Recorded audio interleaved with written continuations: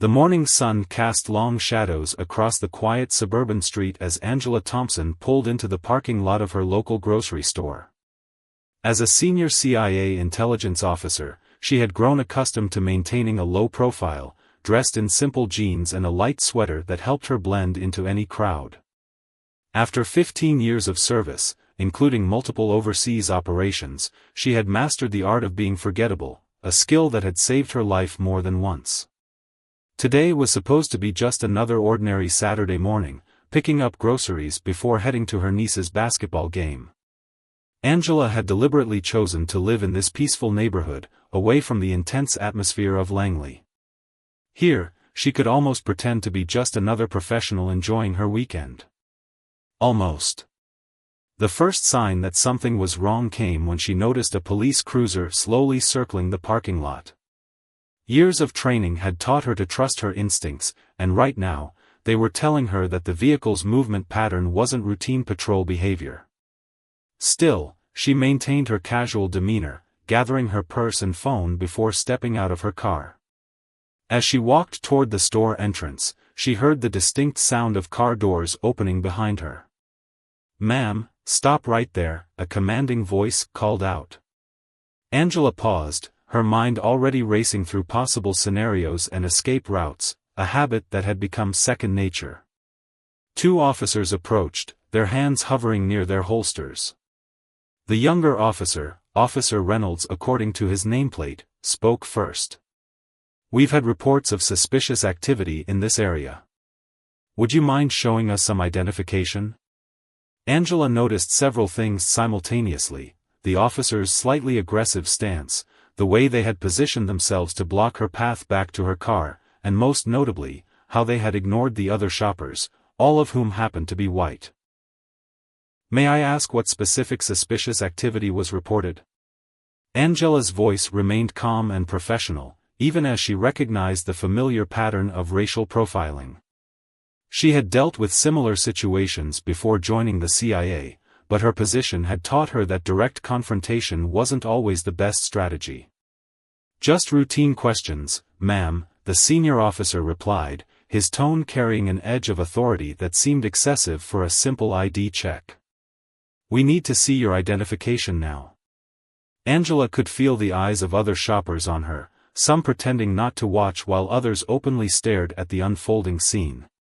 She had spent years teaching junior agents about maintaining composure under pressure, and now those same principles would serve her well in this situation. "Officers, I understand you're doing your job," she began, her voice steady and clear. "However, I'm concerned about the selective nature of your questioning." She reached slowly into her purse, maintaining eye contact with the officers. "I'm going to take out my identification, but I want to be clear that I'm also recording this interaction." The younger officer shifted uncomfortably as Angela retrieved not one but two forms of identification. The first was her standard driver's license. The second, which she deliberately held back for a moment, was her CIA credentials. In her experience, timing could be everything. "Here's my driver's license," she said, handing it over. "And I believe you should also see this." She presented her CIA credentials with the practiced motion of someone who had done this countless times in far more dangerous situations. The change in the officer's demeanor was immediate and visible. Officer Reynolds took an involuntary step back, while his partner's authoritative stance deflated noticeably. The senior officer cleared his throat, suddenly finding it difficult to maintain eye contact with Angela. "I apologize for any inconvenience, ma'am," the senior officer stammered, quickly returning both IDs. "We're just following up on reports." "I'm sure you are," Angela interrupted smoothly, her tone professional but carrying an unmistakable weight. "However, I couldn't help but notice that I'm the only person you've approached in this parking lot. As someone who works in national security, I'm very aware of proper procedure and probable cause requirements." The growing crowd of onlookers had created an audience for this unexpected drama, with several people now openly recording the interaction on their phones. Angela knew this moment could serve a greater purpose: a teaching opportunity that might prevent similar incidents in the future. She continued, her voice now carrying just enough authority to command attention without aggression. I would be happy to have a constructive discussion about community policing strategies with your department. In fact, I occasionally give presentations on racial bias in security procedures. Perhaps your precinct would be interested? The officers' discomfort was palpable as they realized the situation had completely reversed. What had started as a routine harassment had transformed into a potential learning moment, though not the one they had anticipated. The senior officer pulled out his business card, his hand slightly unsteady. "That would be very helpful, ma'am," he managed, trying to salvage some professional dignity from the situation. "We apologize for any inconvenience. You're free to go about your day." Angela accepted the card with a slight nod, knowing that this interaction would likely lead to some interesting conversations at the precinct later. As she walked toward the store entrance, she could hear the officers retreating to their cruiser, their earlier confidence replaced by subdued conversation. Inside the store, several customers approached her with supportive comments and shocked expressions. Angela handled each interaction with grace, deflecting attention while ensuring the lesson of the moment wasn't lost. This wasn't just about her experience, it was about every person who had faced similar treatment without the protection of a federal badge. As she selected her groceries, Angela made a mental note to follow up with the police department. Her position gave her a unique opportunity to address systemic issues, and she had learned long ago that real change often started with uncomfortable moments like these. Sometimes, the most important intelligence work happened not in foreign territories, but right here at home, in everyday moments that had the power to reshape perspectives and challenge long-held biases.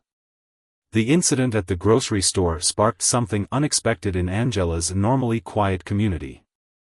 By Monday morning, the video of her interaction with the officers had already made its way through local social media channels. As she sat in her home office, preparing for a video conference with her team at Langley, her phone buzzed with yet another message from a concerned neighbor. Angela had spent the previous evening writing a detailed report about the encounter. Not for the CIA, this was personal. She documented every word, every gesture, and every procedural violation she had observed. 20 years of intelligence work had taught her the value of thorough documentation, and this situation would be no different. The afternoon brought an unexpected call from Police Chief Richardson. "Ms. Thompson," he began, his voice carrying the careful tone of someone walking through a minefield. "I've reviewed the footage from Saturday's incident, and I would very much appreciate the opportunity to discuss this matter in person." Angela leaned back in her chair, considering her options. Her initial instinct was to decline. She had more pressing matters to attend to, including an emerging situation in Eastern Europe that required her attention. But then she remembered the faces of the other shoppers who had witnessed the incident, particularly a young black mother who had approached her afterward, tears in her eyes, sharing similar experiences that had ended very differently. "I'll make time tomorrow afternoon," Angela replied, her voice professional but firm. "And Chief Richardson, I'd like this meeting to be productive. I expect the officers involved to be present, along with your department's training coordinator."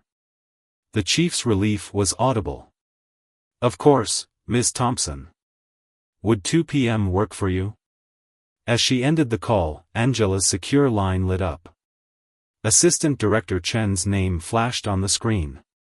She had known this call would come eventually. Any time a CIA officer's identity was exposed, even in a civilian context, it triggered certain protocols. "Thompson," Chen's familiar voice carried its usual mix of authority and warmth.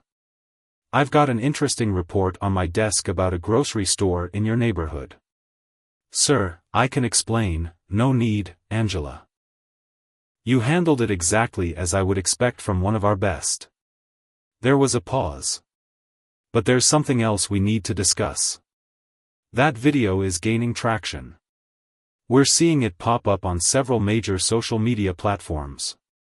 Angela closed her eyes, sensing where this was heading. How bad is it? Not bad, actually. Quite the opposite. Your handling of the situation was textbook perfect, professional, controlled, educational without being confrontational. In fact, we think this might be an opportunity. This caught her attention. Sir, the agency has been working to improve our community relations and diversity recruitment. Your incident, while unfortunate, has created an opening. We'd like you to consider taking on a temporary additional role as a diversity and inclusion consultant for our community outreach program. Angela sat in silence for a moment, processing the request. Throughout her career, she had always tried to maintain a clear separation between her professional life and her personal experiences with racial bias. But perhaps it was time to bridge that gap. What exactly would this role entail? She asked carefully. You'd work with our recruitment team, help develop training modules for law enforcement liaison programs, and possibly give a few talks at selected venues. All while maintaining your current operational duties, of course. The next morning, Angela prepared for her meeting with the police department with the same meticulous attention she gave to mission briefings. She chose her outfit carefully, a charcoal gray suit that projected authority while remaining approachable. Her CIA credentials stayed at home. Today, she wasn't here as a federal agent but as a concerned citizen with unique expertise. The police station's conference room was tense when she arrived. Chief Richardson sat at the head of the table, flanked by the two officers from the incident and several other department members. Angela noted with interest that the department's only two black officers were also present, though they sat slightly apart from the others. "Thank you for coming, Miss Thompson," the chief began, but Angela raised her hand slightly, interrupting him. "Before we start, I'd like to make something clear," she said, her voice carrying the same calm authority she used in intelligence briefings. "I'm not here to shame anyone or demand punitive actions. I'm here because what happened on Saturday represents a broader issue that affects both law enforcement and national security."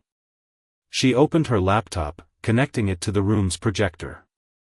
"I've spent 15 years gathering and analyzing intelligence across 4 continents. One thing I've learned is that effective security depends on community trust. When law enforcement engages in profiling, it doesn't just harm individuals, it damages the entire security apparatus." For the next 2 hours, Angela led them through a detailed analysis of how racial bias in policing created blind spots that could be exploited by actual criminals. She shared anonymized cases where prejudicial assumptions had led to missed security threats. The officers, initially defensive, began to engage as they recognized the operational logic behind her arguments. Officer Reynolds, the younger officer from the incident, was the first to really open up. "I never thought about it that way," he admitted. "We're trained to look for suspicious behavior, but maybe we need to redefine what we consider suspicious." The conversation shifted from defensive to constructive. Angela watched as the department's black officers began sharing their own experiences, both as law enforcement and as civilians. The room's atmosphere transformed from tense to thoughtful. As the meeting concluded, Chief Richardson approached her privately. "Ms. Thompson, would you consider conducting a series of training sessions for our department? Your perspective, it's unique and valuable." Angela smiled, thinking of her conversation with Assistant Director Chen. "Actually, Chief, I might be able to offer something even better. The CIA has some excellent training modules on unbiased threat assessment. Perhaps we could discuss a joint training initiative?" As she drove home that evening, Angela reflected on how a simple grocery store incident had cascaded into something much larger. Her phone buzzed with a text from Chen. "How did it go?" She pulled into her driveway before responding, "Very well." "And sir?" "About that diversity and inclusion role, I'm in." The setting sun cast long shadows across her front lawn, reminding her of that Saturday morning that had started so ordinarily. In her line of work, Angela had learned that the biggest changes often came from the smallest moments. Sometimes, all it took was one person willing to stand up and transform an incident of bias into an opportunity for growth. News of Angela's innovative collaboration between the CIA and local law enforcement spread quickly through professional channels. What had started as a grocery store confrontation was evolving into something that caught the attention of police departments across the state. But with increased visibility came unexpected challenges. One morning, 3 weeks after the incident, Angela arrived at her office in Langley to find an urgent message from her security team. Someone had been digging into her background, not the usual curious journalist, but something more systematic. The attempts were sophisticated enough to trigger several of their monitoring systems.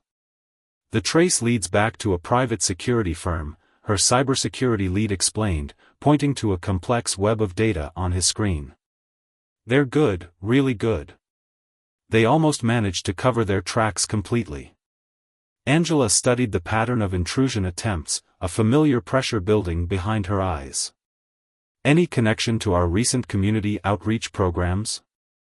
That's the interesting part, he replied, pulling up another screen of data. The firm has contracts with several police departments, including ones where you're scheduled to conduct training next month. The implications were clear. Someone wasn't happy about her new initiative, and they were looking for leverage. Angela had dealt with opposition before, it came with the territory in her line of work, but this felt different. This was personal. She spent the afternoon in meetings with Assistant Director Chen and the agency's legal team, discussing how to proceed. The easy option would be to step back from the community outreach program, citing security concerns. It would be the safe choice, the expected choice. I'm not backing down, Angela stated firmly, her voice cutting through the cautious murmurs of the legal team. If someone's pushing back this hard, it means we're hitting a nerve. We're making real change. Chen nodded slowly, a slight smile playing at the corners of his mouth. I thought you might say that.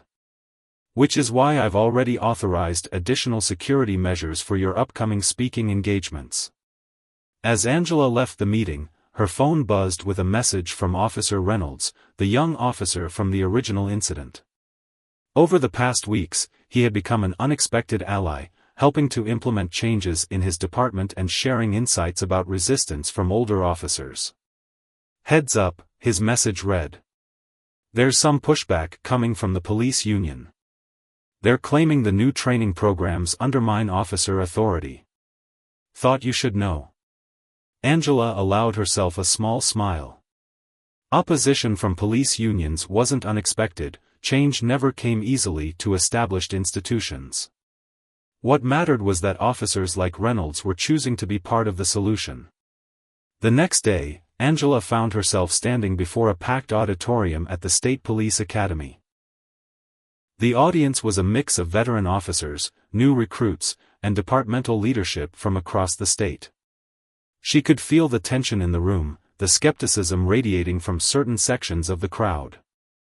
I know some of you are wondering why a CIA officer is here talking about community policing, she began, her voice steady and clear. Others might be questioning whether this whole initiative is just a response to one isolated incident. Let me be clear, what happened to me in that grocery store parking lot isn't the reason I'm here. I'm here because of what happens every day to people who don't have a federal badge to protect them. She clicked to her first slide, displaying a series of security statistics that made several audience members shift uncomfortably in their seats.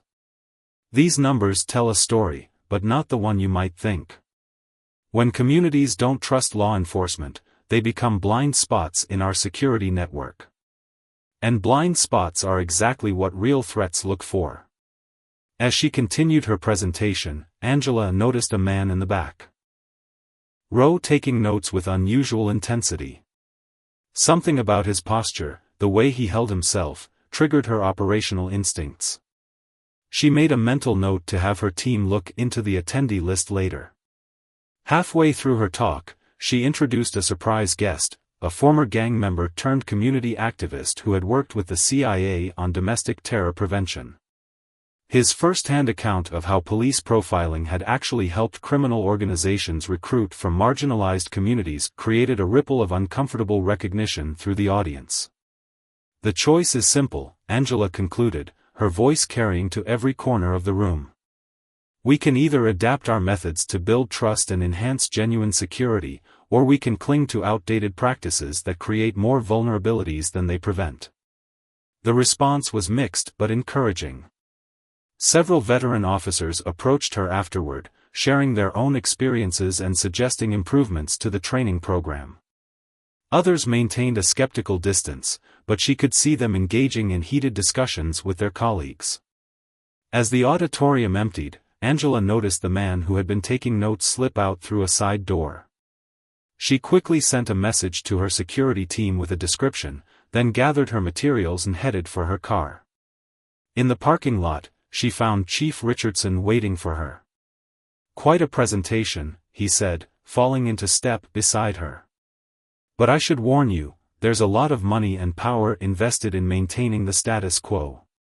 You're ruffling some very expensive feathers." "I'm aware," Angela replied, thinking of the security firm's attempts to breach her background. "But that's exactly why this work is important. Real security isn't about maintaining power structures, it's about building networks of trust." As she drove home that evening, Angela's mind raced with plans and contingencies. The opposition she was facing confirmed what she had suspected: her initiative was hitting closer to home than some people were comfortable with. But she hadn't spent 15 years in intelligence work by backing down from challenges. Her phone buzzed with another message from Chen, "Identified your note-taker. Former military intelligence, now works for a private security consulting firm. Want us to dig deeper?" Angela typed her response carefully, "Yes. And pull the contracts for any security firms working with police departments in our target areas. Something tells me we're going to find an interesting pattern." As she pulled into her driveway, Angela noticed a car she didn't recognize parked across the street. The driver appeared to be reading a newspaper, at 8:30 in the evening.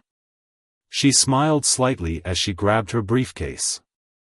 If they thought surveillance would intimidate her, they clearly hadn't done enough research on her background. The next morning, Angela reviewed the files her team had compiled on the security firms connected to local police departments. The pattern was exactly what she'd suspected: a network of private companies, all linked to a larger corporation called Aegis Dynamics. Their contracts weren't just for equipment and training, they included community threat assessment and predictive policing programs. "Look at these algorithms," she muttered, spreading the documents across her desk. The supposedly neutral threat assessment metrics were clearly designed to target specific neighborhoods and demographics. It was racial profiling disguised as data science. A knock at her office door interrupted her analysis. Assistant Director Chen entered, his usually calm expression replaced by concern. "We've got a situation," he said, closing the door behind him. "Someone leaked your personnel file to several police departments." Angela's jaw tightened. "How bad?" "They're trying to discredit you. They've twisted your overseas operations experience to paint you as anti-law enforcement. There's also some creative interpretation of your academic papers on surveillance states." Chen handed her a tablet displaying several internal police department emails. "They're scared," Angela said, scrolling through the messages. "Our training program is threatening their contracts. These predictive policing systems are worth millions." "There's more," Chen added. "Remember that man taking notes at your presentation? He works for Aegis. They're preparing a report claiming your initiative compromises law enforcement effectiveness. They're lobbying state legislators to block our training program." Angela stood and walked to her window, looking out over the Langley campus. She'd expected pushback, but this was a coordinated campaign. They weren't just trying to stop her program, they were trying to destroy her credibility. Her phone buzzed with a text from Officer Reynolds: "Emergency meeting called at the department." They're reviewing all new training protocols. Something about security concerns. Just then, her secure line rang. The caller ID showed a number she recognized from the governor's office. Thompson, she answered, her voice steady. Ms. Thompson, this is Deputy Chief of Staff Wilson. The governor would like to discuss your police training initiative. Are you available this afternoon? 2 hours later, Angela sat in the governor's private office, facing not only the governor but also several state law enforcement officials and 2 representatives from Aegis Dynamics. She recognized one as the man from her presentation. Ms. Thompson, the governor began, we've received concerning reports about the impact of your training program on police effectiveness. Aegis has provided data showing a potential increase in response times and decreased proactive policing. Angela smiled slightly, reaching into her briefcase. I thought this might come up, she said, pulling out a thick folder. I've brought some data of my own. But first, I'd like to address the elephant in the room, the unauthorized access to my personnel file and the coordinated attempt to discredit me. The Aegis representatives shifted uncomfortably as she continued. What nobody has mentioned is that arrest rates in departments implementing our new protocols have remained stable, while community cooperation has increased by 40%. We're seeing more tips, more witnesses coming forward, and more crimes being solved. She turned to face the Aegis representatives directly. Your predictive policing algorithms don't work. They don't prevent crime, they just justify targeting specific communities.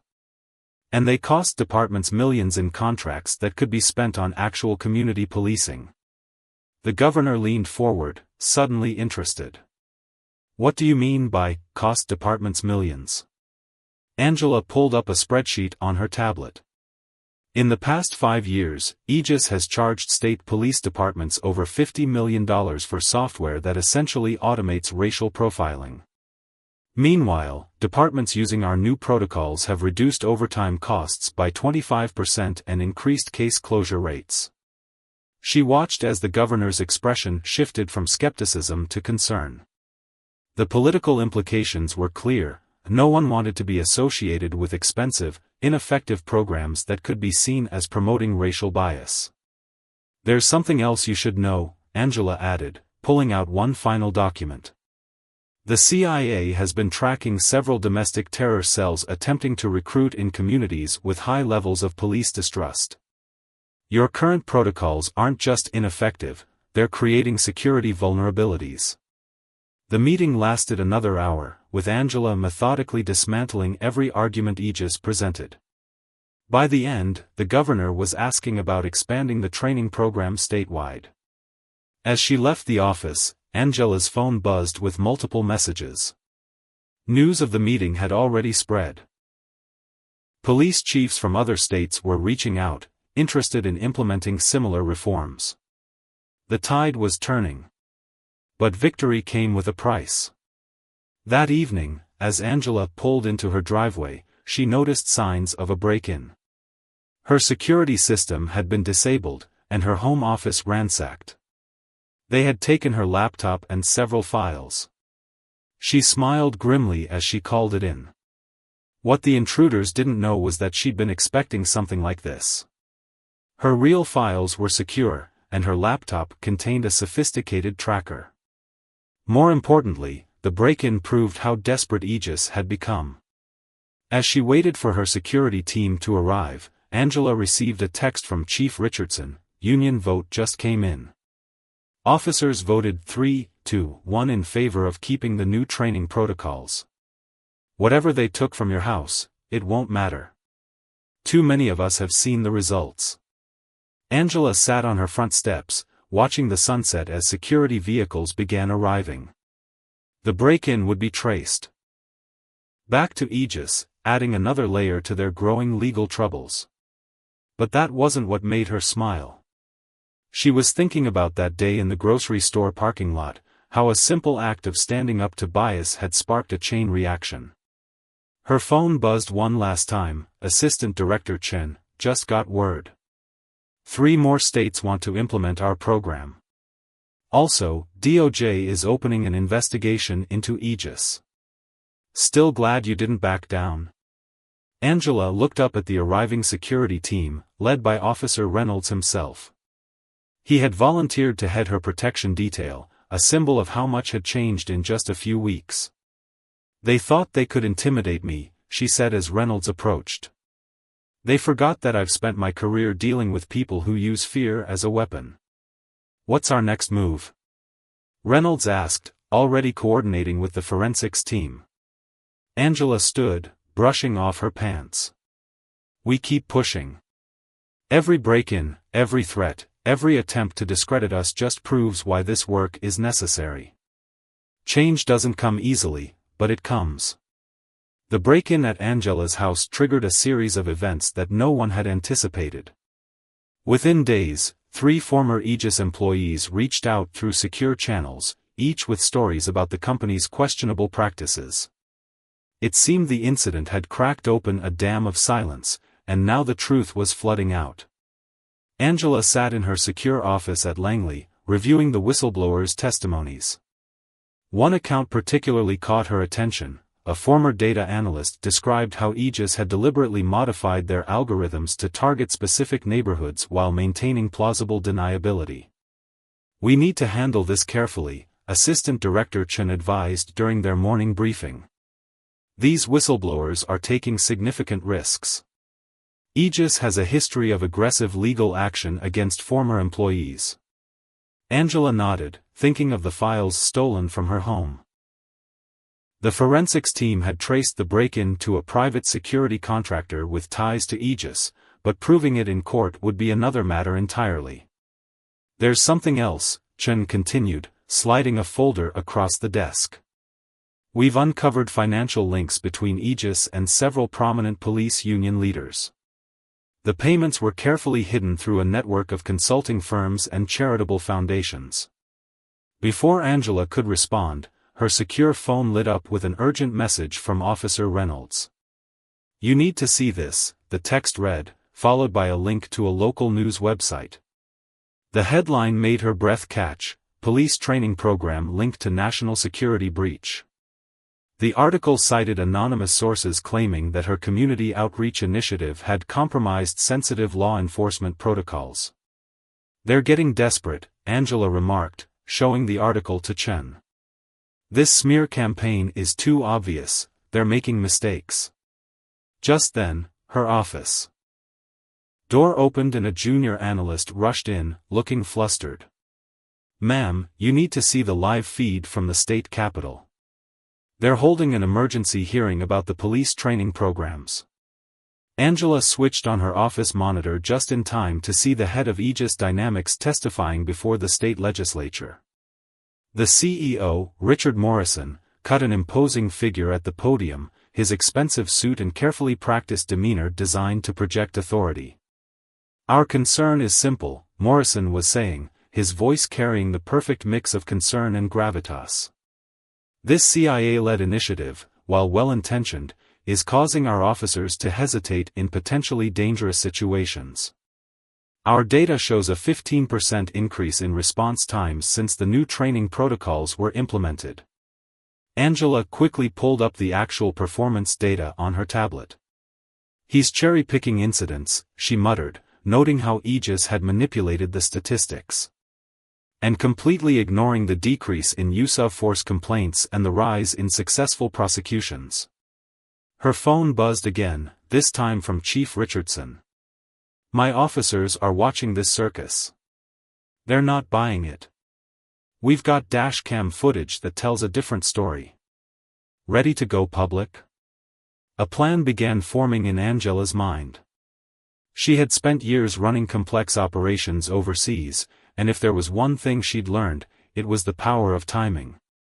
Get me everything you have, she texted back. Body cam footage, incident reports, community feedback, all of it. And contact every officer who's been through our program. It's time to let them tell their stories. Within hours, her office had become a command center. Officers from across the state were sending in their experiences with both the new training protocols and Aegis's systems. The contrast was stark. While Aegis's predictive policing led to increased tensions and fewer solved crimes, the new approach was building bridges and getting results. Angela worked through the night with her team, compiling the evidence. By morning, they had assembled a comprehensive report that not only debunked Aegis's claims but exposed the company's pattern of manipulating data for profit. As she prepared to present their findings, Angela received an unexpected call from the governor's office. The FBI just opened a formal investigation into Aegis, the deputy chief of staff informed her. Something about fraudulent government contracts and conspiracy to obstruct justice. Would you happen to know anything about that? Angela smiled, thinking of the whistleblower's testimonies her team had quietly shared with the appropriate authorities. I'm sure the FBI will conduct a thorough investigation, she replied diplomatically. Later that afternoon, Angela stood before a hastily assembled press conference at the state capitol. Camera lights flashed as she approached the podium, flanked by Chief Richardson and Officer Reynolds. Behind them stood a diverse group of police officers from departments across the state. Yesterday, questions were raised about the effectiveness of our new police training initiative, she began, her voice steady and clear. Today, I'm not going to defend our program.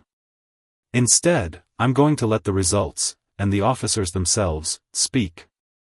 One by one, officers stepped forward to share their experiences. They spoke of improved community relations, more effective investigations, and a renewed sense of purpose in their work. Body cam footage played on large screens, showing successful interventions that had avoided violence through the new de-escalation techniques. The choice before us is clear, Angela concluded. We can continue with systems that profit from division and distrust, or we can embrace methods that make our communities both safer and more just. As she stepped away from the podium, her phone lit up with a news alert. The FBI had just executed search warrants at Aegis offices in 3 states. The company's stock was plummeting. This isn't over, Chen warned as they left the Capitol. Companies like Aegis have deep pockets and powerful friends. I know, Angela replied, watching as officers and community members mingled outside, sharing stories and contact information. But they made a crucial mistake. They thought this was about me, one CIA officer they could intimidate or discredit. They didn't realize this movement has taken on a life of its own. That evening, as Angela drove home, she passed the grocery store where it had all started. The parking lot was full of ordinary people going about their lives, unaware of the changes their community had helped spark. Her phone buzzed with one final message for the day, a photo from Officer Reynolds. It showed a group of new police recruits gathered around a training room screen, watching footage from her original encounter. The caption read, "Required viewing for all cadets now. This is how we create real change." Angela smiled, thinking of how a simple trip to the grocery store had cascaded into a national movement for reform. The old saying was true, sometimes the biggest waves start with the smallest ripples. The FBI investigation into Aegis dynamics sent shockwaves through the law enforcement community. As federal agents combed through years of company records, Angela's phone wouldn't stop ringing with calls from police departments nationwide, all interested in implementing her training program. But on this particular morning, she was focused on a different kind of meeting. In a community center in the heart of the city's most heavily policed neighborhood, Angela sat at a round table with local residents, community leaders, and officers from the pilot program. "It's one thing to change police behavior," said Mrs. Washington, a longtime community activist who had initially been skeptical of Angela's initiative. "But how do we heal decades of distrust? How do we convince our young people that this change is real?" Before Angela could respond, Officer Reynolds spoke up. "By showing up. Not just when there's trouble, but every day. By being part of the community, not just policing it." He had become one of the program's strongest advocates, mentoring younger officers in the new approaches. The discussion continued for hours, touching on everything from youth programs to civilian oversight boards. Angela mostly listened, taking notes and observing the genuine dialogue emerging between groups that had once viewed each other with suspicion. Her phone buzzed quietly, a message from Assistant Director Chen: "Turn on the news when you can. Aegis CEO just resigned. Board members being subpoenaed." But the message that really caught her attention came moments later from an encrypted source: "Need to meet. Have information about other companies like Aegis. This goes deeper than one company." Angela excused herself from the meeting and stepped outside, calling Chen on her secure line. "We need to vet a potential whistleblower. Someone claiming there's a bigger picture we're not seeing." "Already on it," Chen replied. The source checks out. Former executive at a major police equipment supplier. Says Aegis was just one piece of a larger network of companies profiting from discriminatory policing practices. Later that afternoon, Angela met her new informant in a quiet corner of a public park. Thomas Bradford had spent 20 years in the law enforcement technology industry before his conscience finally overcame his career ambitions. "It's not just the predictive policing software," Bradford explained, nervously glancing around. "It's the whole ecosystem: surveillance equipment, weapons, training systems, data analysis. Multiple companies working together to create dependency on their products while promoting aggressive policing tactics." He handed her a thumb drive. "This contains internal communications between companies, marketing strategies, profit projections, all based on maintaining high levels of confrontational policing in specific communities." As Angela's team analyzed the new information, a disturbing pattern emerged. The same investors who backed Aegis had stakes in dozens of companies providing law enforcement equipment and services. Their lobbying efforts had helped shape police department budgets and policies across the country. "They've created a self-perpetuating cycle," Angela explained to Chen during their evening briefing. "The more aggressive the policing, the more equipment and services departments need to purchase.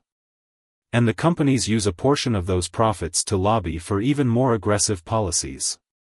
The question is," Chen mused, "how do we break the cycle?" The answer came from an unexpected source. The next morning, Angela received a call from the police union president, the same one who had initially opposed her training program. "My officers are tired," he said, his voice heavy with resignation. "Tired of being pawns in someone else's profit scheme. Tired of being trained to see threats everywhere. Your program, it's showing us there's another way." Angela seized the opportunity. "Would you be willing to testify before Congress? Help them understand how these companies have been manipulating department policies for profit?" The union president's testimony became the catalyst for a congressional investigation. As more whistleblowers came forward, the full scope of the industry's influence on law enforcement practices became clear. But real change happened at the local level. Angela watched with pride as departments across the country began redirecting funds from expensive, predictive policing systems to community-based initiatives and better officer training. One evening, as she was leaving her office, she found Officer Reynolds waiting by her car.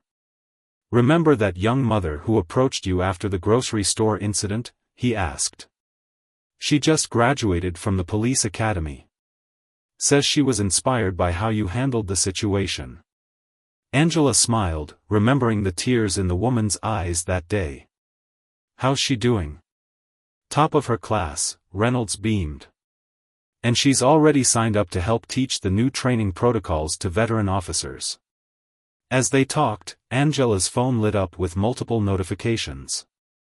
The congressional hearing had just ended, and the headlines were rolling in: Congress calls for complete overhaul of police equipment procurement, major security companies face federal investigation, police departments nationwide cancel contracts with discriminatory technology providers.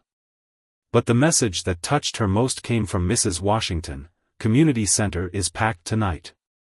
Officers and residents working together on new neighborhood safety initiatives. This is what real security looks like. Angela drove home that evening taking a different route than usual, past the grocery store where it had all begun. The parking lot was busy with shoppers, including several police officers helping elderly residents with their bags. One of them waved to her, and she recognized him as a recent graduate of the new training program. Her phone buzzed one last time. Assistant Director Chen, White House called. They want to make your training program the national standard. Ready to help reshape law enforcement across the country? Angela thought about everything that had led to this moment: the confrontation in the parking lot, the resistance from Aegis, the whistleblowers, the community meetings, the officers who had chosen to embrace change. Each piece had been necessary to create real, lasting reform. As she pulled into her driveway, she noticed a group of kids playing basketball with two police officers in the park across the street. The officers weren't just watching or patrolling, they were fully engaged in the game, laughing and teaching techniques to the young players. This was what success looked like, not in grand policy changes or congressional hearings, but in these small, daily interactions where trust was built and communities were strengthened. The bigger changes would come, but they would be built on foundations like these. 6 months after the congressional hearings, Angela stood in the East Room of the White House, surrounded by police chiefs, community leaders, and civil rights activists. The president was about to sign the Law Enforcement Reform and Community Trust Act, legislation that would fundamentally change how police departments across the country operated. But Angela's mind was on a different meeting scheduled for later that day, a community feedback session in the same neighborhood where her grocery store encounter had occurred. These grassroots meetings had become the heart of the reform movement, ensuring that policy changes reflected real community needs. Ms. Thompson, the president's aide, interrupted her thoughts. "They're ready for you." As she approached the podium, Angela caught sight of familiar faces in the crowd. Officer Reynolds was there, now promoted to captain and heading his department's Community Relations Division. Mrs. Washington sat in the front row, representing a national coalition of community advocacy groups. Even Bradford, the whistleblower whose evidence had helped expose the industry-wide corruption, had been invited. When I was confronted by those officers in a grocery store parking lot last year, I could have simply shown my CIA credentials and walked away, Angela began. But that would have solved nothing. It would have been a personal escape from a systemic problem. She paused, surveying the room. What we've accomplished together goes far beyond new training protocols or procurement regulations. We're creating a new model of public safety, one built on trust, accountability, and genuine community partnership. The legislation she helped shape wasn't just about police reform. It included provisions for community oversight, mental health response teams, and requirements for transparent technology procurement. Most importantly, it redirected funding from military-style equipment to community-based programs and officer wellness initiatives. After the signing ceremony, Angela slipped away from the celebration to make her community meeting. As she drove through familiar streets, she reflected on how much had changed. The aggressive patrol cars that once circled these blocks had been replaced by officers walking beats, knowing residents by name. The community center was packed when she arrived. Residents and officers mingled freely, sharing updates and discussing local initiatives. A group of teenagers demonstrated a new app they developed with police department support, a platform for organizing community events and reporting non-emergency concerns. "Look who made it," Captain Reynolds called out as she entered. He was standing with a group that included several former Aegis employees who had become advocates for reform. The company's collapse had led to an exodus of talented people who were now using their skills to build better systems. "We were just discussing the latest data," one former Aegis analyst explained. "Crime rates are stable or dropping in areas implementing the new protocols, while community satisfaction scores are at historic highs." But it was Mrs. Washington who shared the most meaningful statistics. "Last month, we had record attendance at our police community council meetings. And you know what they talked about? Not complaints or problems, but joint initiatives for youth programs and elderly care. As the meeting progressed, Angela's phone buzzed with a message from Assistant Director Chen, National Security Council interested in applying our community trust model to counterterrorism programs. Ready for your next challenge? Before she could respond, a commotion at the entrance drew everyone's attention. A group of young officers had arrived with the former police union president who had testified before Congress. They were helping him carry boxes of documents. Found these in our archive, he announced. 20 years of incident reports showing how the old systems pushed us toward confrontation. Thought they might help with the training program, showing new officers the difference between then and now. The room quickly transformed into an impromptu workshop, with experienced officers and community members poring over the documents together, identifying patterns and discussing how specific situations would be handled differently under the new protocols. Angela watched as Mrs. Washington sat with a rookie officer, explaining the historical context behind certain community reactions. Nearby, Captain Reynolds was learning from a teenage resident about social media dynamics that affected police-youth interactions. This was the real transformation, not just in policies or procedures, but in the way people related to each other. The barriers of distrust that had seemed insurmountable a year ago were dissolving through thousands of small interactions and shared experiences. Her phone buzzed again, this time with a text from her niece, "Saw you on TV at the White House. By the way, went grocery shopping today." Same store, same officers who stopped you, they were helping run a community food drive. Times really change, huh? Angela smiled, remembering that tense morning in the parking lot. She had never intended to become the face of national police reform. She had simply refused to let an injustice pass unchallenged, and that single act of standing up had resonated with others who were ready for change. As the meeting wound down, a young officer approached her. "Ma'am, I was wondering, could you help us develop guidelines for handling sensitive intelligence work while maintaining community trust?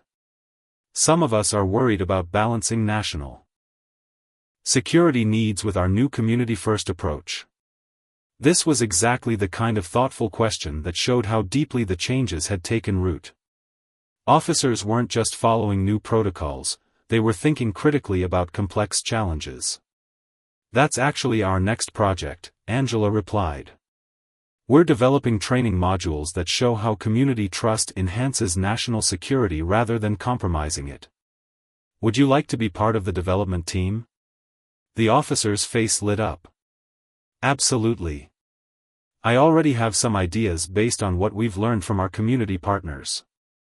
As Angela left the community center that evening, she passed a mural that had been painted on the adjacent wall. It showed diverse groups of people, officers, residents, young, old, working together to build a bridge. The artist had captured exactly what they were creating, connections that would support their community for generations to come. Her final message of the day came from Chief Richardson. "Remember when you said change doesn't come easily, but it comes? You were right.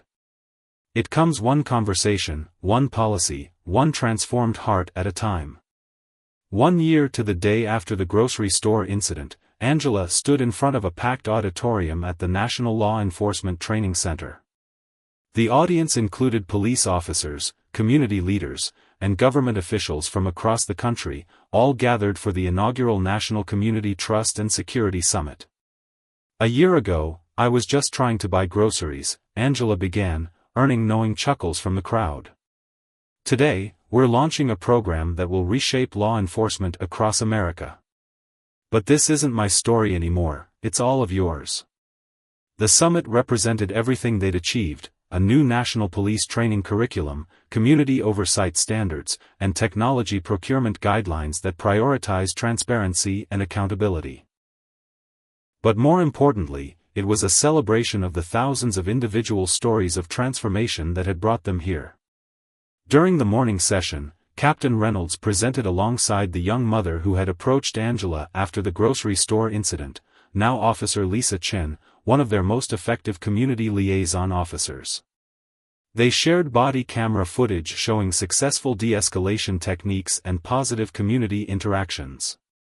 "The old system taught us to approach every situation as a potential threat," Reynolds explained. "Now we approach each encounter as an opportunity to build trust. And you know what? We're solving more crimes, preventing more violence, and going home feeling better about our work." Mrs. Washington led a panel discussion on community participation in police oversight. The audience was particularly moved by her presentation of data showing how improved police-community relations had led to increased cooperation in solving serious crimes. "When people trust law enforcement, they come forward," she explained. "They share information. They participate in making their communities safer. We're not just reducing confrontations, we're actually creating better security for everyone." During the lunch break, Angela received an unexpected call from Assistant Director Chen. "Just got out of a meeting with international law enforcement representatives," he said. "They're interested in adapting our program for their countries. How do you feel about taking this global?" Before she could respond, she noticed a commotion near the entrance. A group of officers was gathering around someone who had just arrived. As the crowd parted, Angela recognized the visitor. It was the senior officer who had stopped her in the grocery store parking lot that fateful day. Now retired, he had asked to address the summit. Angela invited him to the podium, curious about what he would say.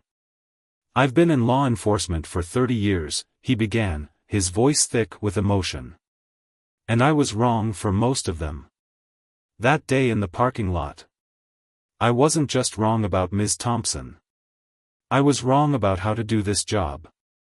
Wrong about what real security means." He turned to face Angela. "My grandson just entered the police academy. He's learning your protocols from day one. When he asked me what kind of officer he should be, I told him to watch the video of how I got it wrong, and how you showed us a better way." The afternoon sessions focused on practical implementations. Former Aegis employees demonstrated new community-centered technology solutions they had developed to replace the biased systems of the past. Youth representatives shared their experiences working with officers on community projects. Bradford, the whistleblower whose evidence had helped expose the industry-wide corruption, presented a comprehensive analysis of how the new procurement guidelines had actually saved departments money while improving outcomes. "We're spending less on military-style equipment and more on community programs," he explained. "And guess what? Both officer safety and public safety have improved. It turns out that trust is not just more ethical, it's more effective." As the summit's final session began, Angela shared the stage with a diverse group of participants in the new program. Each had a story to tell: the veteran officer who had transformed his approach to policing, the community activist who had become a department advisor, the tech developer who had rebuilt surveillance systems with privacy protections and community input. "What we've created together isn't just a training program or a set of policies," Angela concluded. "It's a new vision of what public safety can be. A vision where national security and community trust reinforce each other instead of competing." After the formal sessions ended, Angela found herself in a quiet corner of the venue with Captain Reynolds and Mrs. Washington, reflecting on the journey that had brought them here. "You know what's really remarkable?" Mrs. Washington mused. "The children in our neighborhood don't grow up afraid anymore. They see officers as part of their community, not as a threat." Reynolds nodded. "And our recruits, they're joining for different reasons now. They want to be part of something positive, not just enforce laws." Angela's phone buzzed with a message, a photo from Officer Chen. She was back at that same grocery store, helping organize a community safety workshop in the parking lot. The image showed officers and residents working together, planning neighborhood initiatives. "Full circle," Angela smiled, showing them the photo. Later that evening, as the summit wound down, Angela received one final surprise. A group of community leaders and officers presented her with a bound volume containing thousands of letters from people whose lives had been touched by the program. "We've been collecting these for months," Captain Reynolds explained. "Stories of changed perspectives, rebuilt trust, problems solved through cooperation instead of confrontation." As she flipped through the pages, Angela found a letter from the teenage girl who had recorded the original grocery store video. Now a criminal justice student, she wrote about how that moment had shaped her career choice.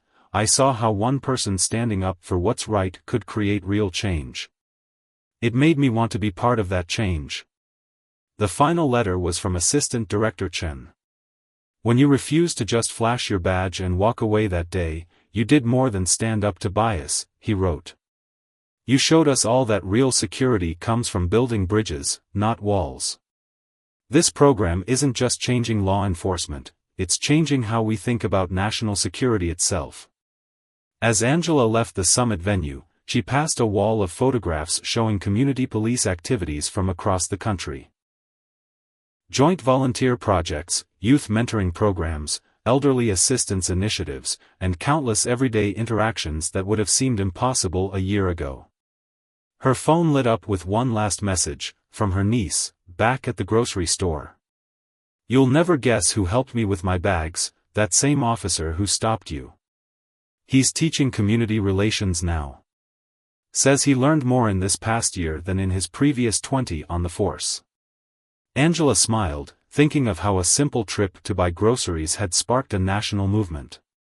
But that's how real change often happens, not through grand gestures or dramatic confrontations, but through small moments of courage that inspire others to believe in the possibility of something better. The sun was setting as she drove home, casting long shadows much like that morning a year ago. But this time, as she passed police cars and officers on the street, she saw something different, not symbols of authority or sources of fear, but members of a community working together to build something new, a model of public safety based on trust, respect, and shared responsibility for everyone's security.